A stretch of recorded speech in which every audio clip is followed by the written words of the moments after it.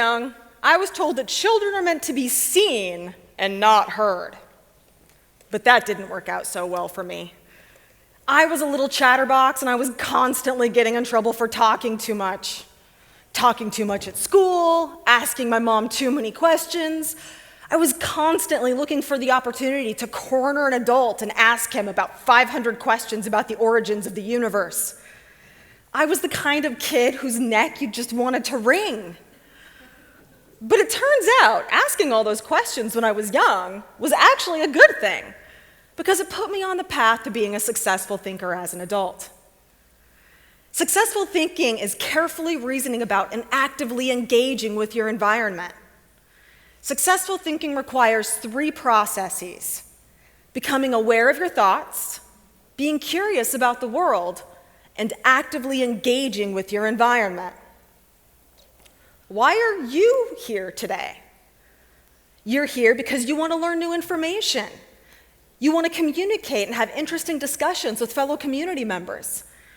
You're here because you want to be successful thinkers. Successful thinking is something we can all do, and we can start today. At the end of today, you'll ask yourself 3 questions. What did I learn? How do I know? And what is the rest of the story? Not everybody starts out as a successful thinker. How many of you have ever known a teenager who's made a bad decision? And how many of you have ever been a teenager who's made a bad decision? That encompasses each and every one of us. Many times teenagers make these bad decisions because they're simply not aware of their own thinking and certainly not aware of the consequences.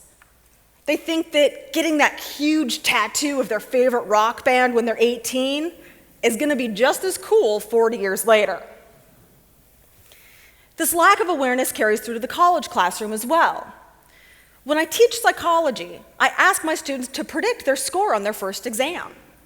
And many of them say with gusto, 92%.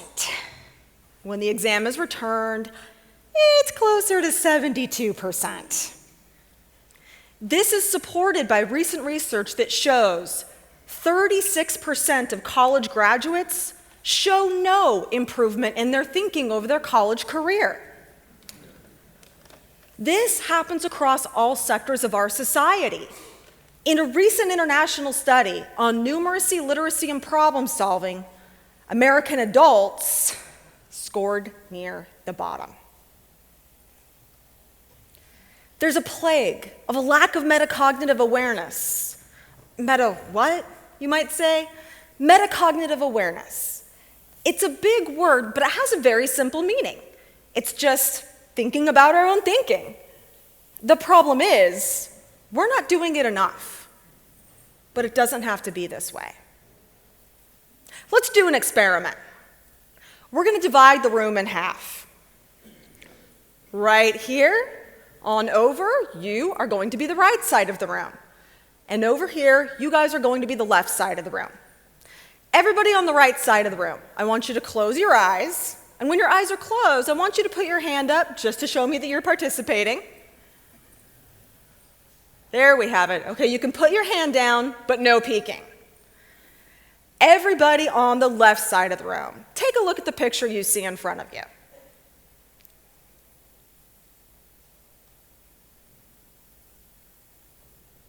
Now everybody on the left side of the room, I want you to close your eyes, and when your eyes are closed, raise your hand to show me that you're participating.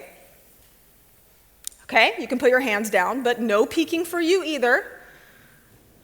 And everybody on the right side of the room, I want you to open your eyes and take a look at the picture you see in front of you.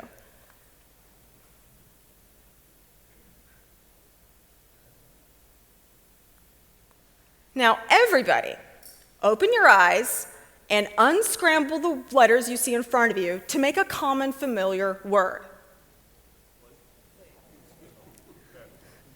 Raise your hand if you saw plate. Raise your hand if you saw pedal. So that was about 50-50.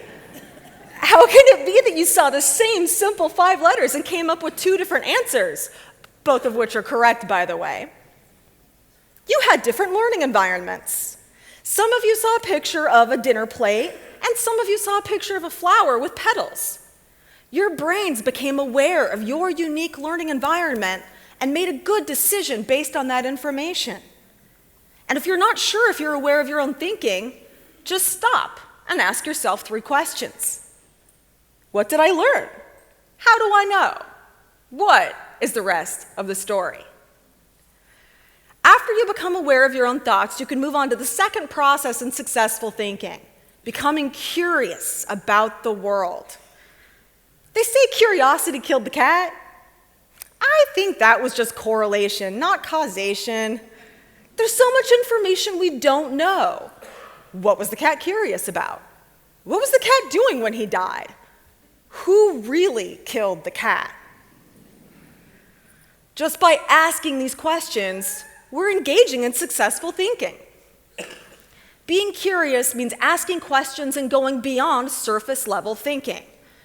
Surface-level thinking can be quite problematic and can get us into a lot of trouble. In one study, volunteers came in and were shown 2 pictures of politicians. They were asked to decide who would win the election between these 2. And they did so, successfully, in less than 1/10 of a second. How did they do that so quickly? Well, they weren't reading public policy papers that fast. They were engaging in surface-level thinking. Specifically, they were judging the attractiveness of a candidate. Now, you can see how judging a politician based on his or her attractiveness could get us into a lot of trouble. But you might think that politicians are an alien species, and they're not the same as us. But we engage in surface-level thinking each and every day. Think about the woman you passed in the coffee shop this morning, and how in the blink of an eye, you evaluated her. Now think about how that experience would be different if you stopped to ask yourself or ask her a few questions.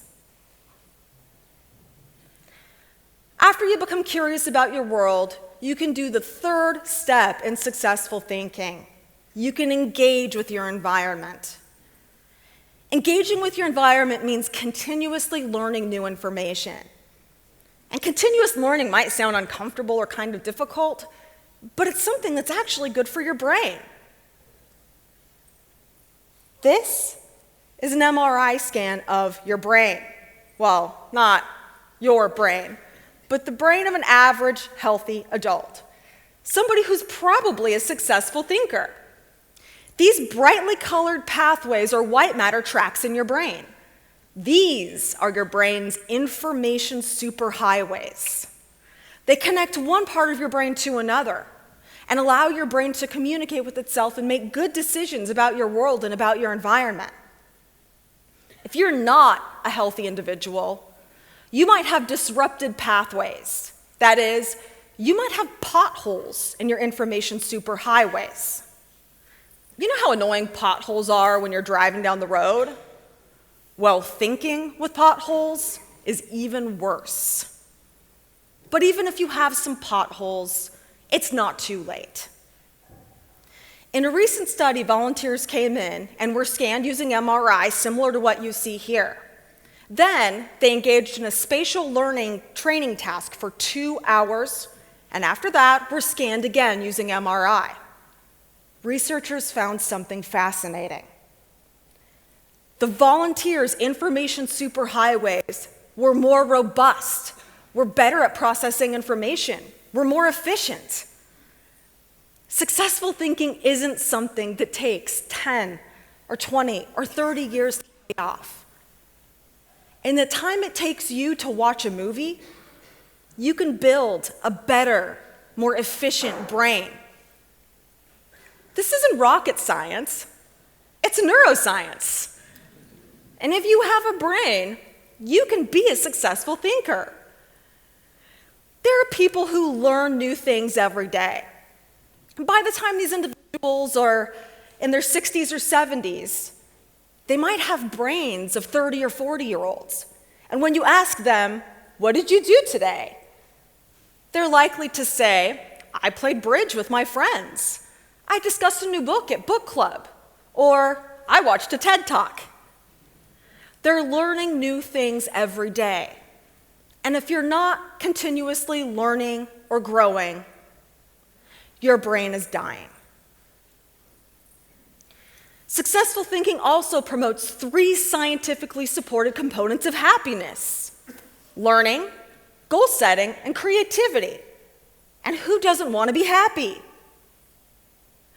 Successful thinking is something we can all do, and we can start right now. At the end of each talk you see today, I want you to ask yourself 3 questions. What did I learn? How do I know? And what is the rest of the story? I'm not supposed to be here today. I was raised in an environment that did not value successful thinking. I wasn't expected to go beyond high school. But I did. I went to college and then to graduate school and on to postdoctoral fellowships and to become a professor and chair of a department. It doesn't matter where you start. Successful thinking will help you get wherever you want to go.